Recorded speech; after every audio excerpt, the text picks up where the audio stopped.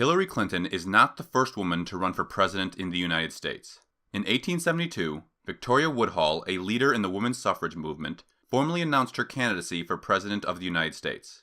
Since Woodhull, there have been 30 women nominated as their party's candidate for the presidency of the United States. In 2016, we have 2 women running as major party candidates, the first being Jill Stein for the Green Party, who also ran in 2012. The other is Hillary Clinton, who is the first woman ever to be the Democratic Party nominee for the President of the United States. This is a case for Hillary Clinton. One would be hard-pressed to find a more complete resume in a major party nominee since our nation's founding.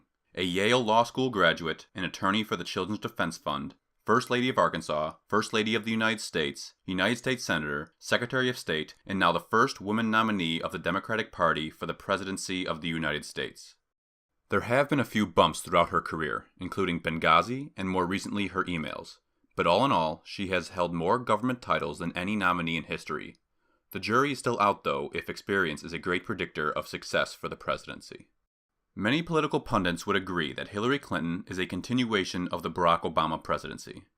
In 2015, Clinton herself told Al Sharpton that she will build on Obama's successes if given the opportunity to serve as President of the United States.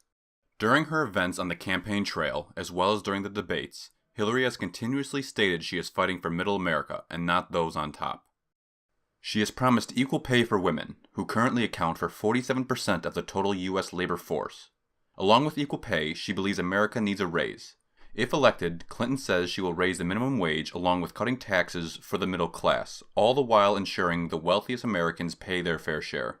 To continue, Clinton believes that the top 1% in our country pay too little in taxes, and has assured the American people that she will close corporate tax loopholes. With this increase in taxes, Clinton plans to give tax relief to working families, improve American infrastructure, and have debt-free tuition for public colleges. Hillary appears to sympathize with everyday Americans and understands how hard the middle class was hit by the 2007 financial crisis. Hillary has promised Wall Street reform and has presented many ways to prevent another financial crisis. Hillary wants to impose taxes on high-frequency trading, make sure no firm is too big to fail, tackle the dangers of shadow banking, and close many loopholes that create a riskier economy. Hillary has praised the United States Supreme Court's ruling on marriage equality. Clinton said she will fight to ensure lesbian, gay, bisexual, and transgender Americans have full equality under the law, and to end discrimination in employment, housing, schools, and other aspects of our society. Clinton has also advocated for the 2015 Equality Act, whose purpose is to amend the Civil Rights Act of 1964 to include sex, sexual orientation, and gender identity among the prohibited categories of discrimination or segregation in places of public accommodation. Hillary appears to hold the same gun policy views as mainstream Democrats. Hillary has been pushing for common-sense gun reforms to keep guns away from terrorists, violent criminals, and domestic abusers. With these common-sense reforms comes closing the gun show loophole and comprehensive background checks. After the Orlando nightclub shooting, Hillary, referring to the lone shooter, said if you are too dangerous to get on a plane, you are too dangerous to buy a gun in America. Hillary has repeatedly spoken out against the racial injustice in America. Hillary plans to reform America's broken criminal justice system, along with strengthening the bonds between the police and the communities they serve. She plans to end the ever-growing gun violence in America's inner cities, and according to the CDC, homicide is the leading cause of death for African Americans age range 15 to 35 years old. Clinton promises to heal these wounds, and all the while cracking down on the barrage of illegal guns that flood inner city communities. On the environmental front, Hillary is convinced that climate change is real. To combat climate change, Clinton has laid out 3 national goals for the United States, which she believes will be achieved within 10 years of her taking office. Clinton wants to generate enough renewable energy to power each and every home in the United States. Her administration wants to reduce America's dependency and consumption of oil. And finally, cut energy waste in homes, schools, hospitals, and offices, thus making American manufacturing the cleanest and most efficient in the world.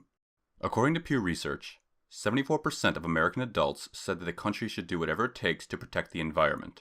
Since 2004, Republican support has decreased, while at the same time, Democrats supporting this notion is up to 90%. To recap, Hillary Clinton believes in building America from the bottom up, by lifting up the poor through assistance and programs to help alleviate some financial burdens, all the while removing harmful elements in our cities, such as assault weapons. Hillary plans to strengthen the middle class of America by raising pay, creating good-paying jobs, and building an economy that works for every single American, not only those at the top. She plans to cut taxes and invest in America's infrastructure as well as America's children. She promises to build upon Obama, and if elected, she will succeed Obama to become the 45th President of the United States. Thanks for watching. Post in the comments below whether or not you're voting for Clinton and why. Be sure to watch my video on Donald Trump, Gary Johnson, and Jill Stein to be informed on all candidates before you cast your ballot in November.